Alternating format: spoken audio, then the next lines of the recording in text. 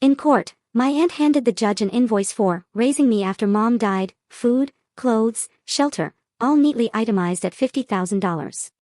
The judge looked it over, then asked, "And where's the $190,000 in Social Security benefits you collected?"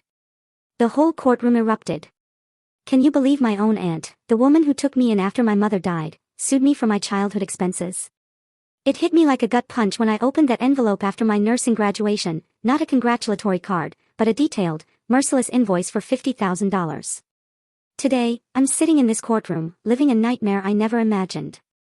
Before everything went so horribly wrong, my life was filled with a different kind of warmth. My mom, Amanda, was my whole world. She raised me alone after my dad passed when I was just 3. Money was always tight in our small apartment, but Mom had this magical way of making me feel like we had everything. She was a nurse at Memorial Hospital, coming home with incredible stories about saving lives, about being there for people in their darkest moments. Those stories, they planted a seed in my heart. I knew I wanted to be a nurse, just like her. Weekends were sacred. Saturday mornings were for baking cookies, the smell of vanilla and chocolate filling our tiny kitchen. Sundays meant feeding ducks at the park or getting lost in the library. Althea, she'd always say, helping me with my homework, education is the one thing nobody can ever take from you. Our walls were covered with my artwork and school certificates. Mom kept every single one, displaying them like they were priceless treasures. When I brought home good grades, she'd stick them on the fridge with fruit magnets and dance around the kitchen with me. For my 10th birthday, she surprised me with a children's medical kit. I carried that thing everywhere, taking my stuffed animals' temperatures, listening to Mom's heartbeat with the plastic stethoscope. "You'll be wearing a real one someday," she'd whisper, her eyes crinkling with pride. We didn't have much, but we had each other. Our life wasn't perfect, but it was ours. Then, everything shattered the summer I turned 12. Mom started coming home exhausted, far more than her usual tired. At first, she blamed extra shifts. But when she began losing weight, developed a persistent cough, I knew, deep down, something was terribly wrong. I'd catch her wincing in pain, popping painkillers when she thought I wasn't looking.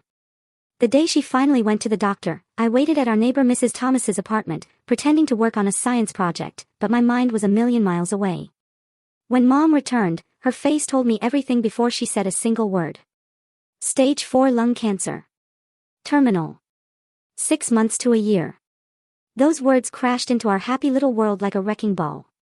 Mom tried to maintain normalcy, but our roles slowly reversed. I started making dinner, doing laundry, helping her to bed when she was too weak to walk. I kept a meticulous notebook of her medication schedule, becoming fiercely protective of her diminishing energy. School became secondary. My 12-year-old shoulders carried the weight of groceries, household chores, and the creeping dread of what was coming. Friends stopped calling because I couldn't go out anymore, but I didn't care. Every moment with Mom became precious, measured, finite. The hospice nurse started visiting daily. I'd sit beside her, reading her favorite books or just holding her increasingly frail hand. "You're so strong, Althea," she'd whisper. "Promise me you'll keep going, keep shining after I'm gone." On a quiet Tuesday morning, just 3 weeks after my 13th birthday, Mom took her last breath while I held her hand. The hospice nurse found me still sitting there an hour later, unable to let go. The world had never felt so empty, so vast, so terrifying. The funeral was a blur of black clothes and pitying looks. I stood numb as people I barely recognized hugged me, murmuring platitudes about Mom being in a better place. What place could be better than here, with me? That's when Aunt Sophie appeared. Mom's younger sister had always been distant, visiting only on rare holidays with expensive gifts and limited conversation. Now, she stood beside me at the funeral, her hand on my shoulder, telling everyone how she'd take care of her poor, orphaned niece. The social worker met with Sophie and my elderly grandmother, who lived in a senior community and couldn't take me in. It was decided. I would move in with Sophie, her husband Jack, and their daughter Cassidy. Sophie appeared caring, concerned, promising a loving home. As I packed my childhood into boxes, I found a letter Mom had written me, tucked into my favorite book. "Remember who you are, Althea. Life will throw storms your way, but you have the strength to weather them all. I'll love you always, even when you can't see me anymore." I folded that letter into my pocket, took one last look at our apartment, and stepped into my new life, utterly unaware of the storm brewing. The drive to Aunt Sophie's house took nearly 3 hours, leaving behind everything familiar. Each mile increased the hollow feeling in my chest as my hometown disappeared in the side mirror of Sophie's luxury SUV.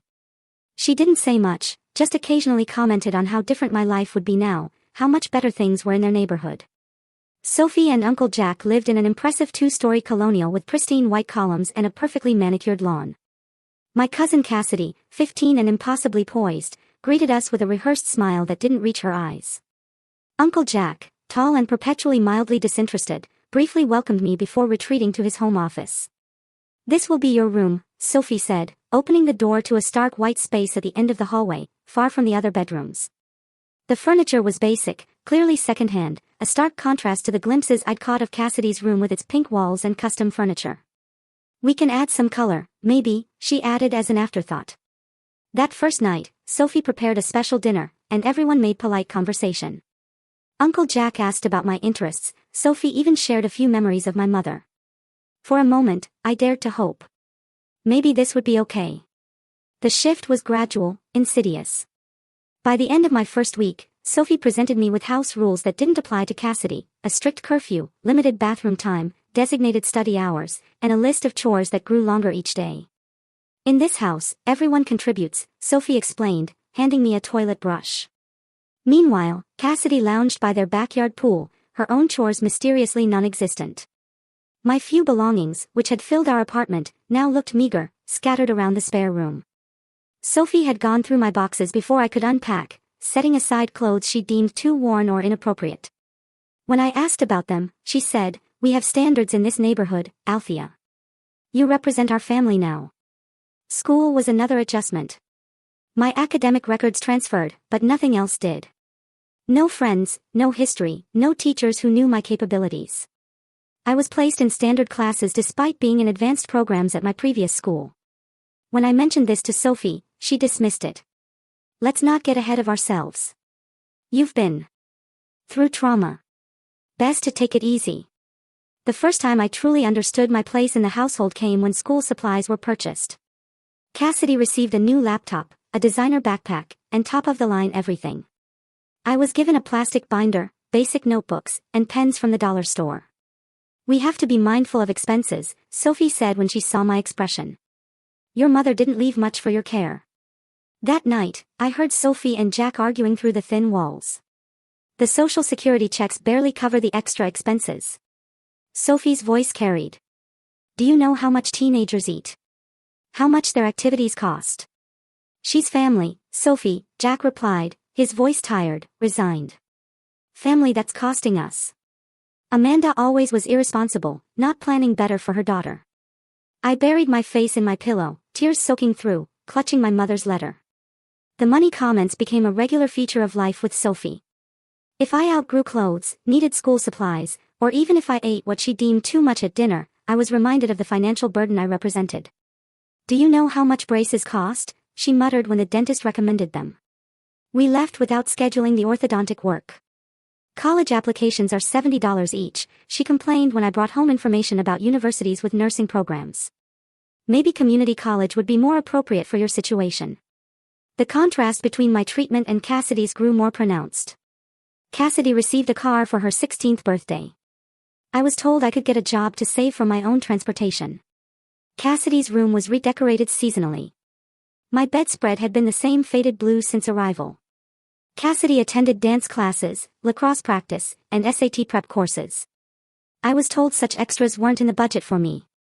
Uncle Jack witnessed it all with passive acceptance.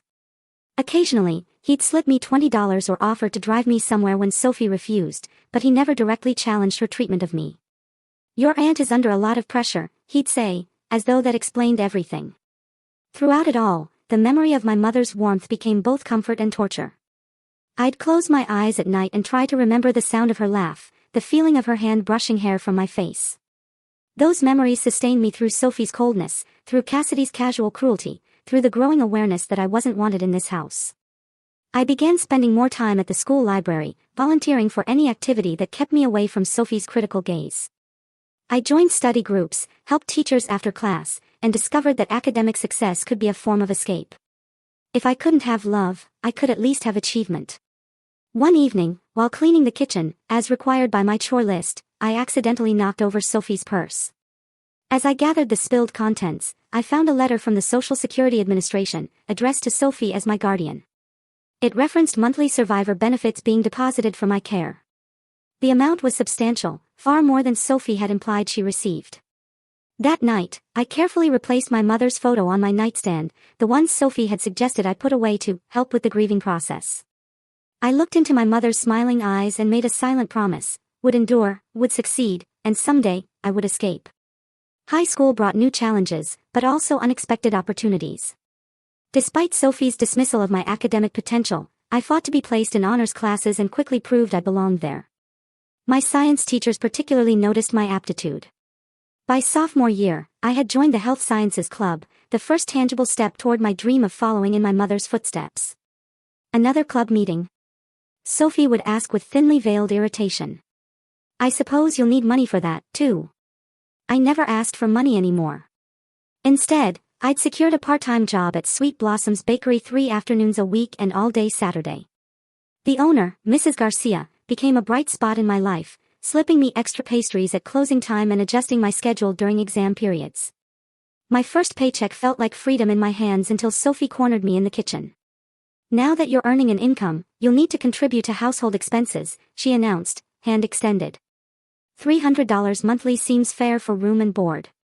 The amount represented nearly half my earnings, but I handed it over without argument. Fighting Sophie only made things worse, as I'd learned through painful experience. Later that night, I overheard Sophie telling Uncle Jack how she was teaching Althea financial responsibility by collecting rent. Cassidy, now a senior and self-appointed queen of the school, made sure everyone knew I was her charity case cousin. She spread stories about my mother's death, embellishing details for maximum pity, or sometimes mockery, depending on her audience. When boys showed interest in me, she warned them about my unstable family background and probable emotional issues. One rainy Tuesday during junior year, I stayed late to make up a chemistry lab. Walking to the bus stop, I realized I'd missed the last one. As I resigned myself to a 3-mile walk in the downpour, a car pulled alongside me. Mrs. Jackson, my AP biology teacher, rolled down her window. Althea, get in before you drown. During the drive home, Mrs. Jackson asked questions about my interest in medicine, my study habits, my plans after high school. When she pulled up to Sophie's house, she hesitated before saying, you remind me of myself at your age. Determined, focused, despite obstacles. Something in her tone made me look up sharply. Mrs. Jackson smiled gently. My door is always open if you need to talk about anything. 2 weeks later, after Sophie had confiscated half my paycheck for utilities I used excessively, I found myself in Mrs. Jackson's classroom during lunch. The words poured out of me, the financial manipulation, the emotional neglect, the Social Security letter I'd found. Mrs. Jackson listened without interruption, her expression growing increasingly troubled. Have you considered that your aunt may be misusing funds meant for your care? She finally asked. The thought had occurred to me, but hearing it from an adult gave it legitimacy. What can I do? I'm a minor. She's my guardian. Mrs. Jackson's reply changed everything. Start documenting. Keep records, and let's look into scholarship options that could get you out of there after graduation. With Mrs. Jackson's guidance, I researched nursing scholarships obsessively. I joined every club that might strengthen my applications, volunteered at the local hospital on Sundays, and maintained perfect grades despite working nearly 20 hours weekly. One evening, while searching for a stapler, I discovered a folder labeled with my name. Inside were years of Social Security statements showing monthly deposits of over $1,000 for my care. Nearly $60,000 had been paid to Sophie since my mother's death.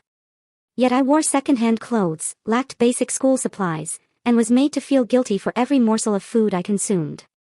I photographed the documents with trembling hands, then carefully replaced everything exactly as I'd found it. That night, I emailed the photos to Mrs. Jackson and to myself at my school email address, creating evidence I hoped I'd never need to use. Senior year arrived with university applications and the quiet determination to escape Sophie's house forever. Mrs. Jackson helped me apply for every scholarship available, editing my essays during lunch periods and after school. When acceptance letters began arriving, Sophie intercepted them, presenting each with comments about the burden of student loans and unrealistic expectations. The breakthrough came in April, a full-ride nursing scholarship to State University, including housing, meals, and a stipend for books. When the thick envelope arrived, I raced to check the mail before Sophie could. I hid the letter under my mattress until I could fully read its contents. That night, I called Mrs. Jackson with the news, my voice barely containing my excitement. I got it. I'm free. My high school graduation ceremony should have been a celebration. Instead, Sophie complained about the cost of my cap and gown, the waste of ordering announcements, and the impracticality of the nursing program I'd chosen. Cassidy, home from her first year at an expensive private college, fully funded by her parents, rolled her eyes throughout Sophie's monologue. I scanned the audience during the ceremony, disappointed but not surprised to find the section where Sophie and Jack should have been sitting empty. As I accepted my diploma, I heard a distinct cheer from the back. There stood Mrs. Jackson alongside Mrs. Garcia from the bakery, both clapping wildly. After the ceremony, Mrs. Jackson handed me a small gift bag. Inside was a professional stethoscope, just like my mother had used. The card read simply, "Your mother would be so proud of the woman you've become." I know I am. For the first time since my mother died, I felt seen, valued, and championed. Walking back to Sophie's house that day, the diploma in my hand and the stethoscope in my bag, I knew I was just weeks away from a new beginning. The day I moved into my college dormitory felt like breathing fresh air after years underwater. State University was only 40 minutes from Sophie's house, but it might as well have been another planet. My residence hall room was small, with institutional furniture and cinder block walls, yet it represented something priceless: independence. My roommate Jasmine arrived with her parents, who helped her unpack boxes and hang fairy lights around her side of the room. They offered to help with my things, too, but my entire life fit into 2 suitcases and a backpack. Sophie had dropped me off at the campus entrance, not even bothering to park. "Text when you're settled," she'd said, already putting the car in drive. "And remember, your scholarship doesn't cover holiday breaks. We'll need to discuss compensation if you plan to stay with us during those times." Jasmine and I became fast friends despite our different backgrounds. She came from a loving family who called her daily, sent care packages, and genuinely wanted to know about her classes. When she realized I never received such calls or packages, she began sharing hers without comment. "My mom always sends too much anyway," she'd say, dividing cookies or toiletries between us. University life demanded intense focus. The nursing program was rigorous, with early morning clinicals, late-night study sessions, and endless practical exams. I thrived under the pressure, remembering my mother's dedication to her patients. To cover expenses not included in my scholarship, I worked at the campus coffee shop and took weekend shifts at a nearby assisted living facility. Between classes, work, and studying, I barely had time to think about Sophie, which was exactly how I wanted it. The less contact, the better. Still, holiday breaks loomed on the calendar like dark clouds. Before Thanksgiving break my freshman year, Sophie called with expectations for my visit. "Since you're not contributing financially anymore, we'll need compensation for your stay. $300 for the week seems fair.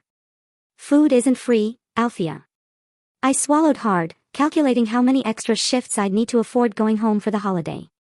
Jasmine, overhearing my end of the conversation, waited until I hung up before saying, "Come home with me instead. My parents would love to have you."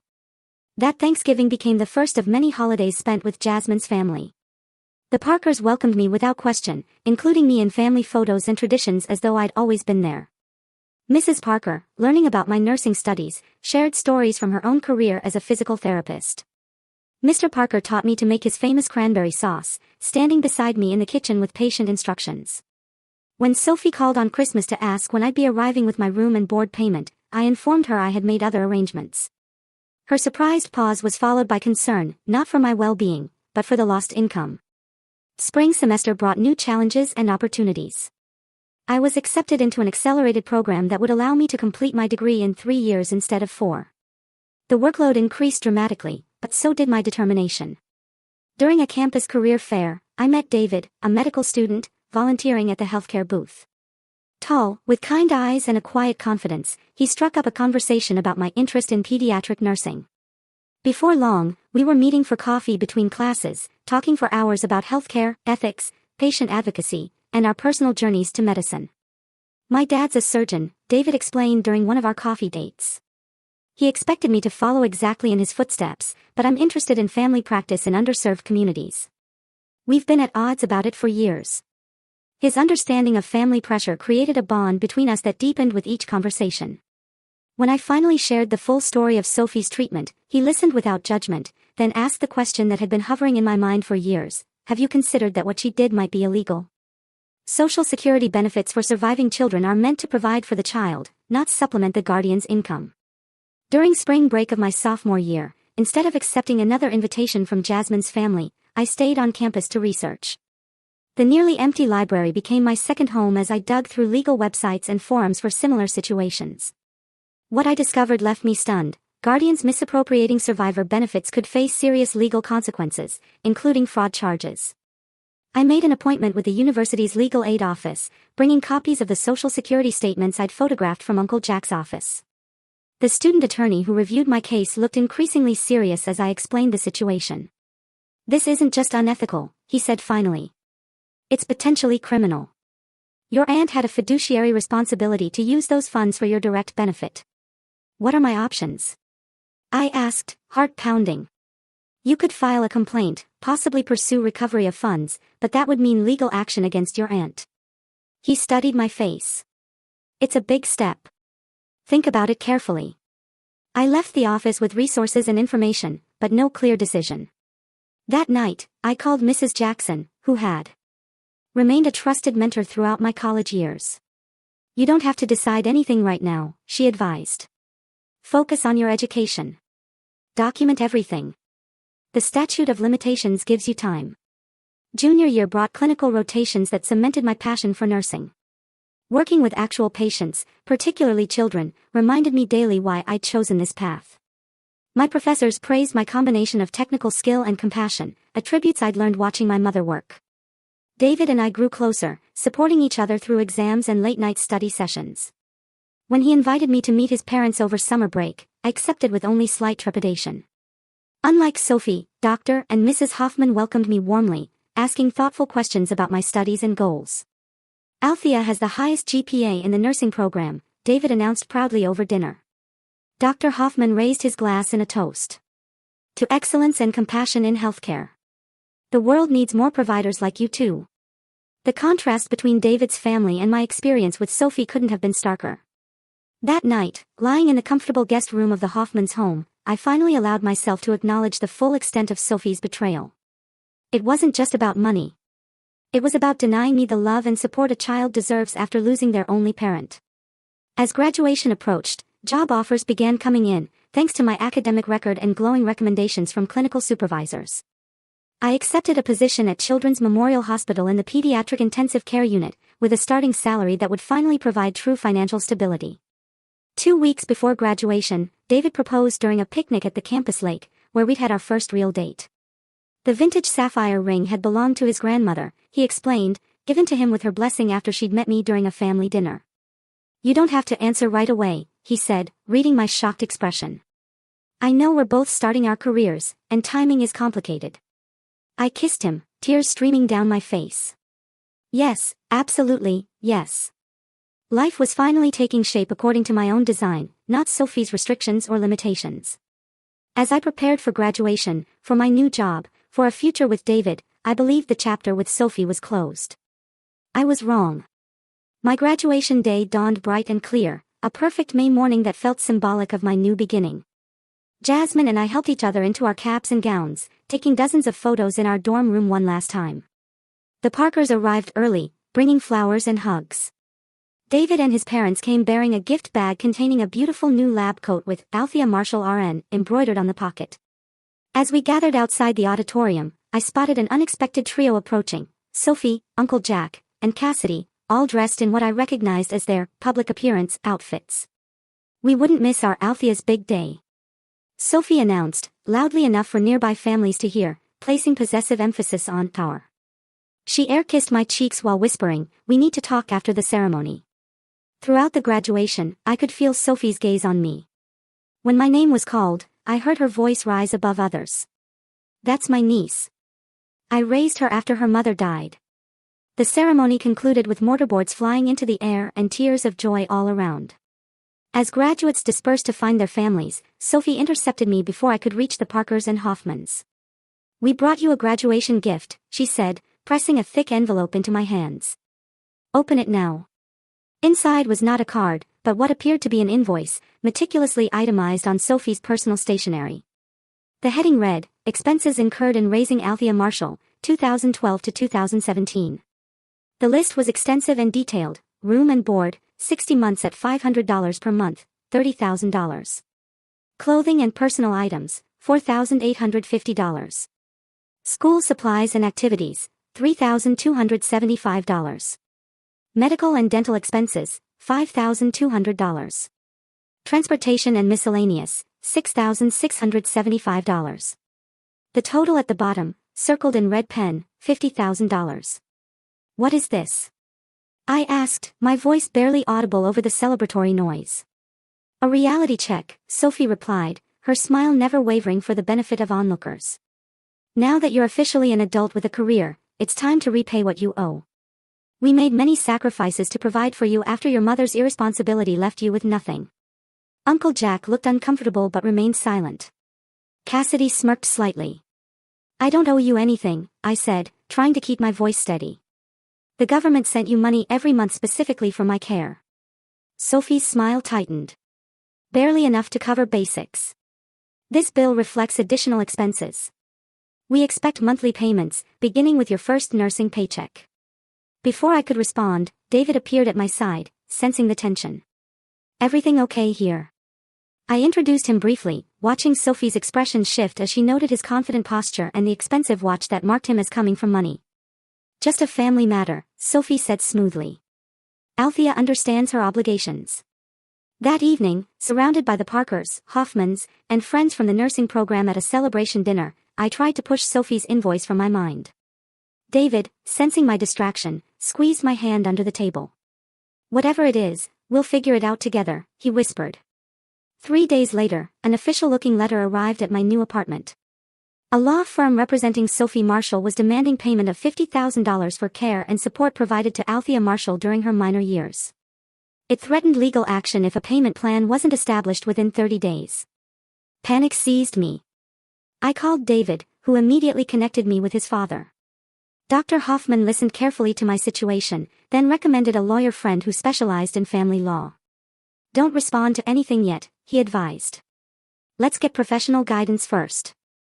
Marcus Wright's law office was modest but neat, with diplomas from prestigious schools lining the walls.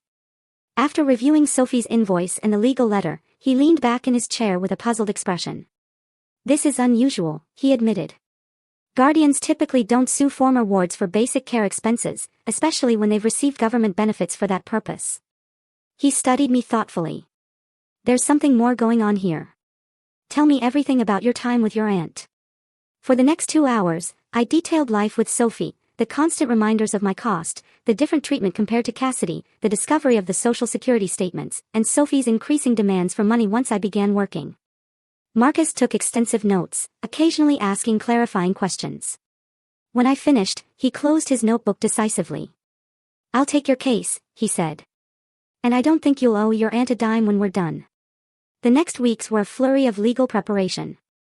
Marcus filed a counterclaim, denying Sophie's right to reimbursement.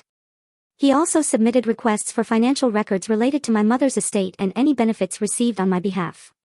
During this process, we uncovered surprising information. My mother had maintained a modest life insurance policy naming me as beneficiary. The funds should have been placed in trust for my benefit. Additionally, there was a small inheritance from my maternal grandparents that I'd never been informed about. Where did this money go? I asked Marcus during a meeting at his office. That's exactly what we need to find out, he replied, typing another note. Your aunt had legal obligations as your guardian to manage these assets in your best interest. 2 months after Sophie's initial demand, we received notice of a court date. The lawsuit was moving forward, with Sophie seeking the full $50,000 plus legal fees. Marcus seemed oddly pleased by this development. Now we'll have discovery, he explained. Legal power to demand financial records she might otherwise withhold. Through formal discovery requests, Marcus obtained bank statements, tax returns, and benefit records from Sophie's accounts during my time in her home. What they revealed was shocking. Not only had Sophie received monthly Social Security survivor benefits of over $1,000, but she had also collected the life insurance payout and inheritance money. The total amount that should have been used for my care or held in trust. Nearly $190,000. She spent all of it, Marcus said grimly, reviewing the financial analysis. And now she's suing you for more. How is that possible? I asked, staring at the figures. How could she legally take all that money? She couldn't. That's the point. Marcus began organizing documents into a trial folder. Your aunt didn't just fail to provide adequately for you using funds specifically designated for that purpose. She potentially committed fraud. As our court date approached, I struggled to balance preparation for the case with starting my new job at Children's Memorial. David provided unwavering support, accompanying me to meetings with Marcus and helping research similar cases. The night before the trial, I couldn't sleep. Memories of my mother flooded back, her gentle hands checking my temperature when I was sick, her proud smile at school events, her whispered encouragements when tasks seemed too difficult. What would she think of all this? In the darkness of my bedroom, I whispered to her memory, I'm trying to be strong, Mom. I hope you'd be proud of who I've become, despite everything. The next morning, I dressed carefully in a conservative navy dress and low heels, my mother's small pearl earrings my only jewelry. David drove me to the courthouse where Marcus waited on the steps with a confident smile. Ready? He asked. Taking a deep breath, I nodded. Ready. The county courthouse was an imposing brick building with marble columns and high ceilings that amplified every footstep. David and Jasmine flanked me as we walked through security, their presence providing silent strength. Marcus led us to a polished wooden bench outside courtroom C, where we waited for our case to be called. Across the corridor, Sophie, Uncle Jack, and Cassidy sat with their attorney, a sleek man in an expensive suit who kept checking his gold watch. Sophie had dressed for the occasion in a conservative cream suit that screamed, respectable citizen. When our eyes briefly met, she gave me a small, confident smile that sent chills down my spine. All these years, I whispered to David, she made me feel like I was taking food from her table, wearing clothes she could barely afford to provide. And all that time, don't focus on her, Marcus advised, overhearing. Today is about facts, not feelings. Let the evidence speak. At 9:30, the bailiff called our case, Marshall versus Marshall. Judge Harriet Woodson presiding. The courtroom was smaller than I'd imagined, with only a few spectators scattered among the benches. Judge Woodson, an African-American woman in her 60s with silver-streaked hair and penetrating eyes, nodded briskly as we took our places. I've reviewed the filings in this case, she began. Mrs. Sophie Marshall is suing her niece, Althea Marshall, for reimbursement of child-rearing expenses in the amount of $50,000 plus legal fees. Miss Althea Marshall has filed a counterclaim. Let's proceed with opening statements. Sophie's attorney, Mr. Daniels, approached the bench first. His voice was smooth as butter as he painted Sophie as a selfless relative who stepped in after tragedy, sacrificing financially to provide a stable home for her orphan niece.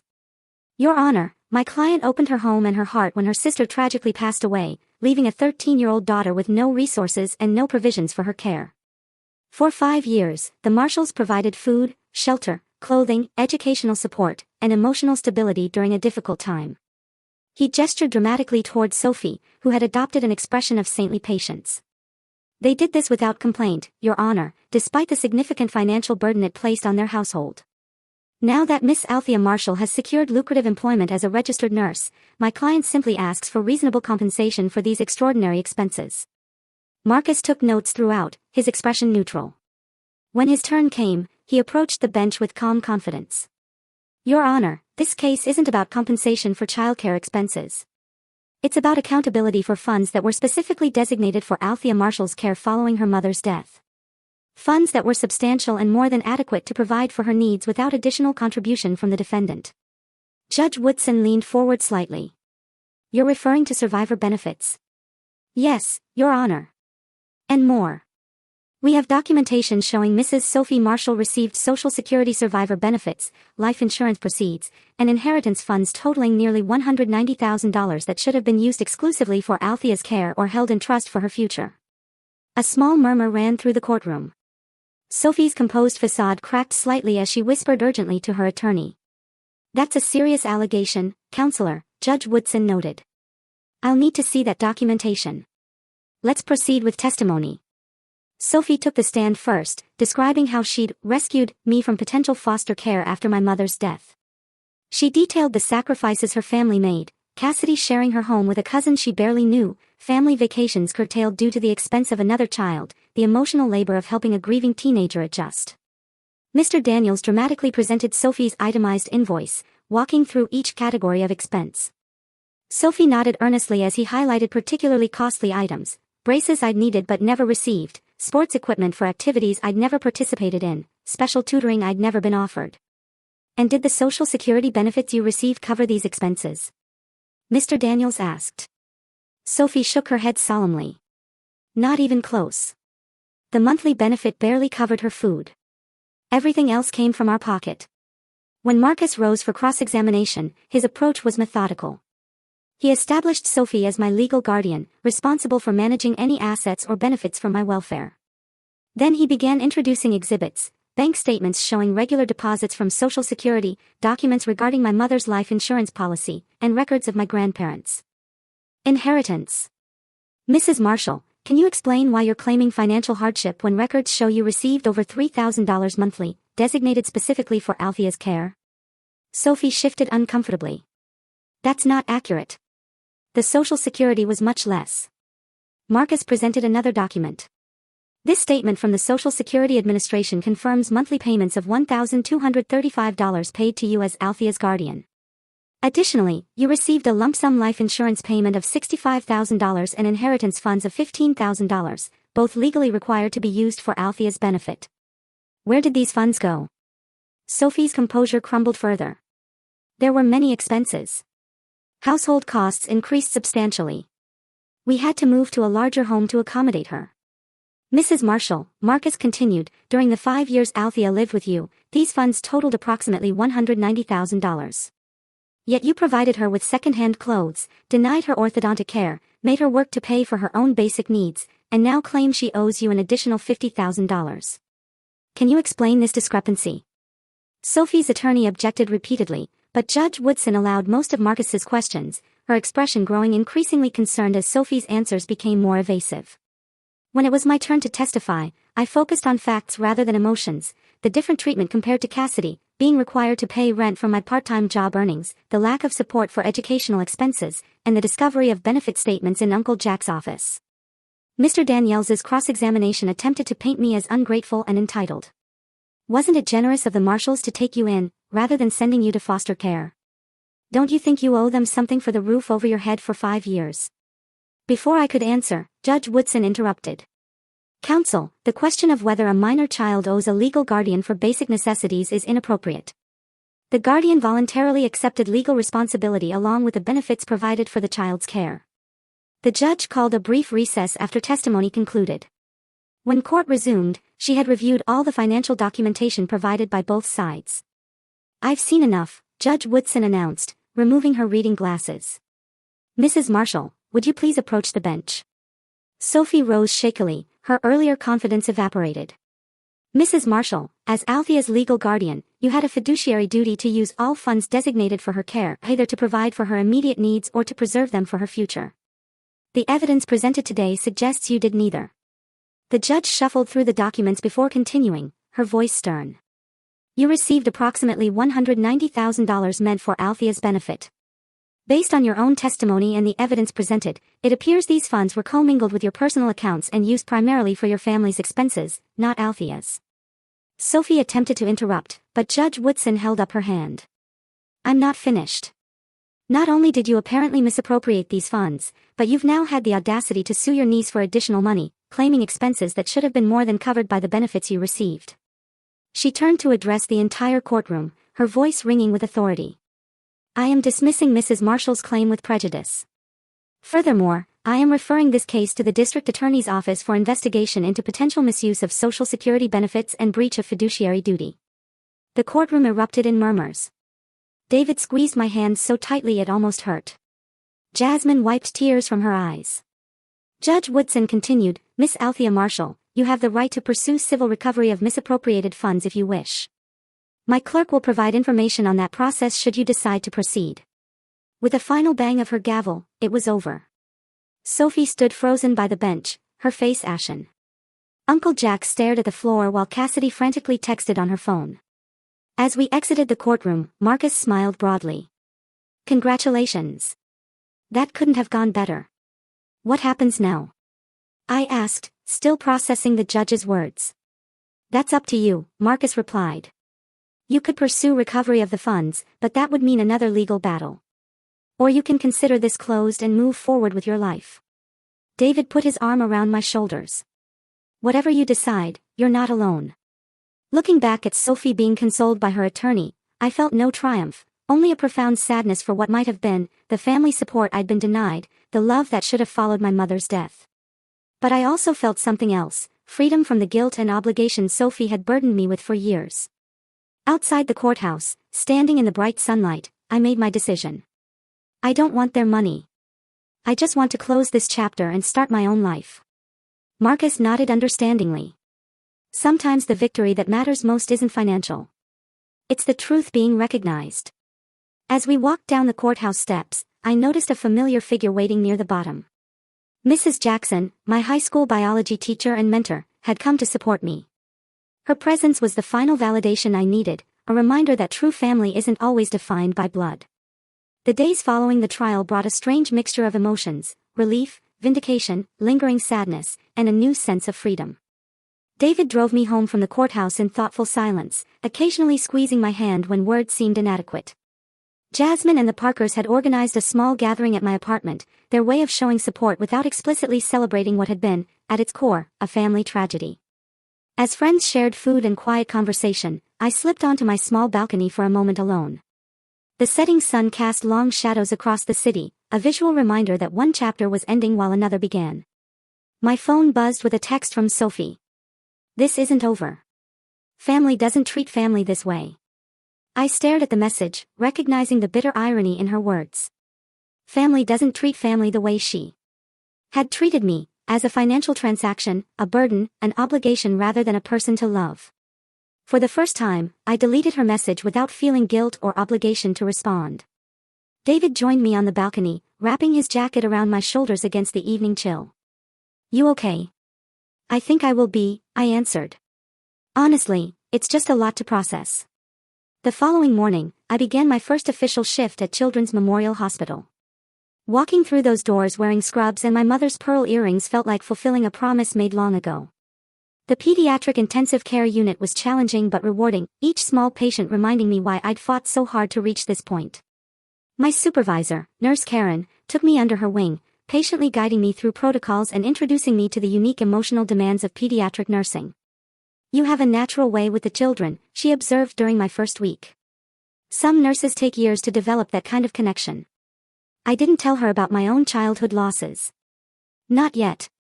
Those wounds were still healing, the scars still tender to touch. Instead, I channeled my experiences into empathy for my patients and their families, recognizing the fear in parents' eyes and the courage in children facing pain beyond their understanding. 2 weeks after the trial, Uncle Jack called. His voice sounded tired, defeated. Althea, I know I have no right to ask anything of you, but I wanted you to know. I had no idea about the extent of what Sophie was doing. The Social Security, yes, but not the life insurance or inheritance. You still let her treat me like a burden, I replied, surprising myself with the steadiness of my voice. You watched it happen every day for 5 years and did nothing. His heavy sigh carried through the phone. You're right. My passivity makes me complicit. I should have protected you, and I failed. I'm sorry. Though I know that's inadequate. After a long pause, he added, Sophie and I are separating. The trial was a wake-up call about who she really is, and who I've allowed myself to become by standing by. I just wanted you to know. I felt no satisfaction in their marriage's collapse, only a complicated sadness for the family that might have been mine, but never truly was. I hope you find peace, Uncle Jack. I really do. That conversation marked the last direct contact with Sophie's household. Through mutual connections, I learned the district attorney had decided not to pursue criminal charges, but had required Sophie to complete financial management courses and community service. Cassidy occasionally sent hostile messages on social media, which I eventually solved by blocking her accounts. As summer turned to fall, I established routines in my new life, challenging but fulfilling shifts at the hospital, quiet evenings with David planning our future, weekend brunches with Jasmine and friends from nursing school. The apartment slowly transformed from a sterile space to a true home, filled with plants, photographs, and small treasures that represented my emerging identity. One September afternoon, I received an unexpected email from the hospital's Human Resources Department. A trust fund had been established in my mother's name to provide scholarships for nursing students from single-parent households. The anonymous donor had requested I serve on the committee.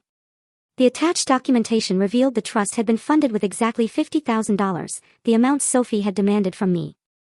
A separate note from the hospital's legal department confirmed the donation had come from Uncle Jack. That evening, I called Mrs. Jackson to share the news. After all these years, she remained my trusted advisor in life's complicated moments. "It sounds like his way of making amends," she observed. "Not erasing the past, but trying to create something positive from it." "Should I accept the committee position?" I asked. "Part of me wants nothing to do with anything connected to that family." "Consider this," she replied thoughtfully. "The committee position isn't about them.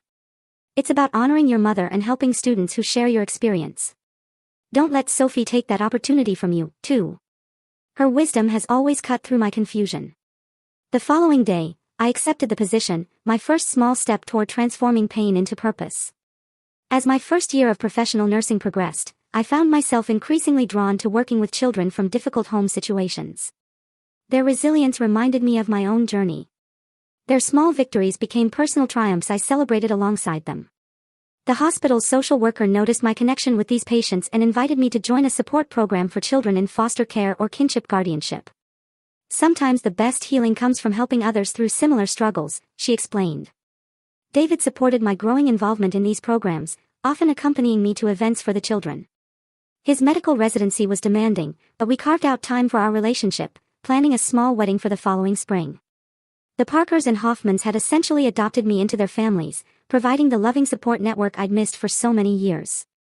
6 months after the trial, on my mother's birthday, I finally felt ready to visit her grave. David offered to come with me, but this was a journey I needed to make alone. The cemetery was peaceful, autumn leaves creating a golden canopy over the modest headstone. I placed fresh flowers beside her name, then sat on the grass to tell her everything. My nursing career, the truth about Sophie, finding love with David, and the scholarship fund now bearing her name. "I survived, Mom," I whispered, tears flowing freely. "Not just survived, but found my way to thrive. I think you'd be proud of that." On the drive home, I made a detour to visit Mrs. Thomas, our former neighbor, who had watched me on the day of my mother's diagnosis. Now in her 80s, she welcomed me with surprised delight, serving tea in chipped cups as we caught up on the years between. Her walls still displayed photographs of her own children and grandchildren.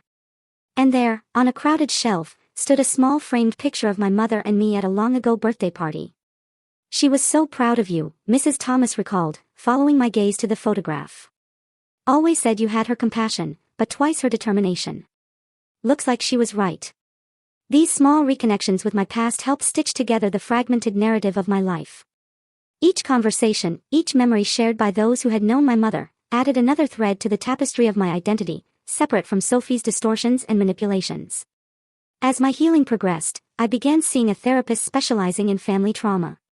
Dr. Lin helped me understand that Sophie's treatment hadn't been my fault, that children aren't responsible for earning their guardians' love or care. Gradually, the nightmares decreased. The anxiety attacks became less frequent, and the reflexive guilt over costing too much began to fade. The hardest part of healing, Dr. Lin observed during one session, is accepting that some people who should have loved us were incapable of doing so.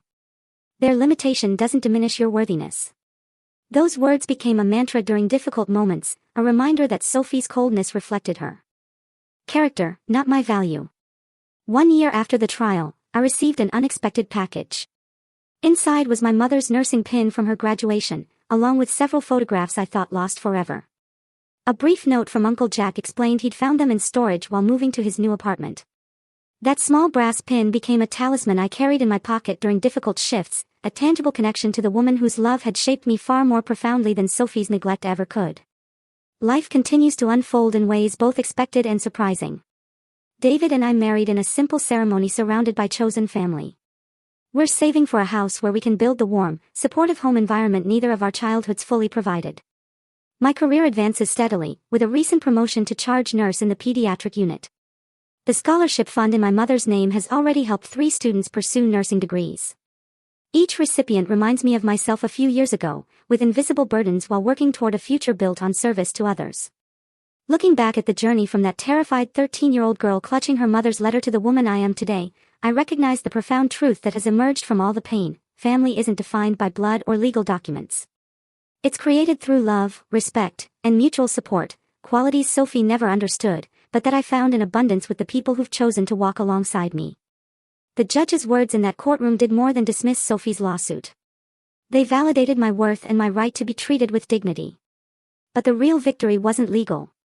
It was learning that despite everything, I remained capable of trust, love, and connection. Sophie took my childhood, but she couldn't take my future or my capacity for joy. If you're watching this and struggling with family who treats you as a burden rather than a blessing, please know your worth isn't determined by their limitations. True family sees your value without calculating your cost. Sometimes we have to create that family for ourselves, building connections based on mutual respect rather than obligation.